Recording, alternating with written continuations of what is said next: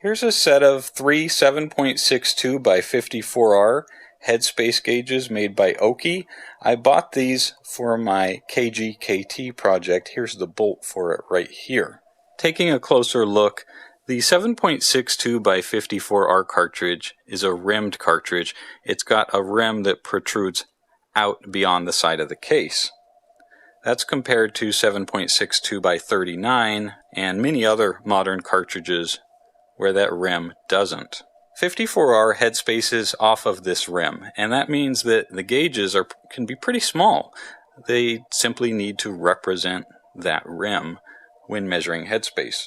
7.62 by 39, the gauge needs to be quite a bit bigger because the gauge needs to represent the shoulder, which is what 7.62 by 39 headspace is off of. So I took some measurements of the different gauges and they're shown here. This is the go gauge, the no-go, and the field gauge. The go gauge I've currently got installed in the bolt face. Now theoretically when you're measuring headspace it's best to strip the bolt, but for reasons of demonstration we're not going to do that. With these small gauges, they're represented with different marks on them. The one with one dimple is the go gauge, 2 dimples no go, 3 dimples field. So what do these different gauges mean?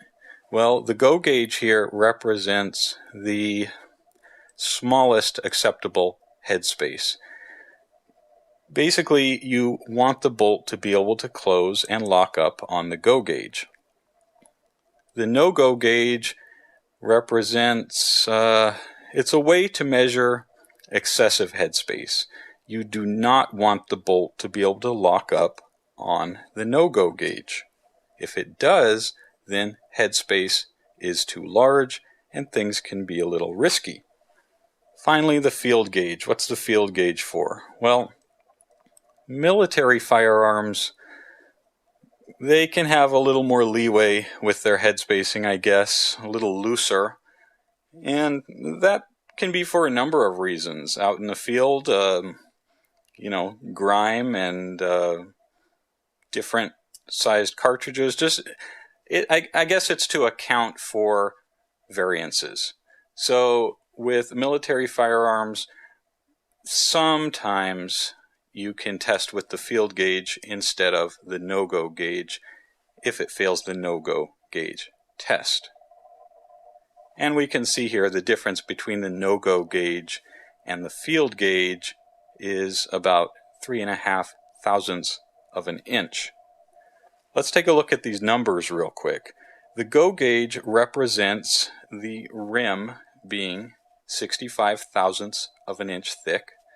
The no-go gauge, 73 thousandths, and the field gauge, 76.5 thousandths.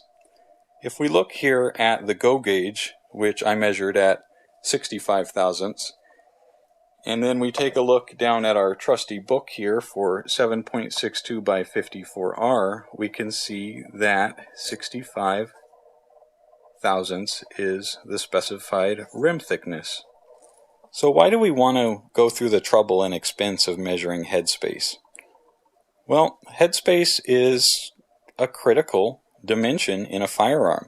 Too much headspace and things are too loose.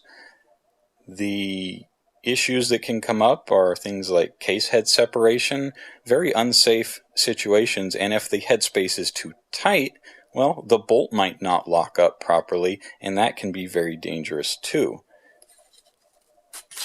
We can see here that the dimensions we're talking about are just a few thousandths of an inch between these gauges. So, for example here, 65 thousandths and 73 thousandths, we've got a tolerance of 8 thousandths of an inch. Now, what does that mean? Well, some people say that you can measure headspace by taking a loaded factory round like this one and applying layers of tape to the back end of it to space it out. So I guess this may be your go gauge, or maybe with one piece attached, and then you add more layers to represent your no-go gauge. I see the theory behind that, and it doesn't sound too bad, except for, well, the debate here is whether or not you can trust the dimensions of any given factory round. These were made over many years. This is an old cartridge, 54R. Many different countries, many different manufacturing plants, and so there's going to be dimensional differences between different rounds.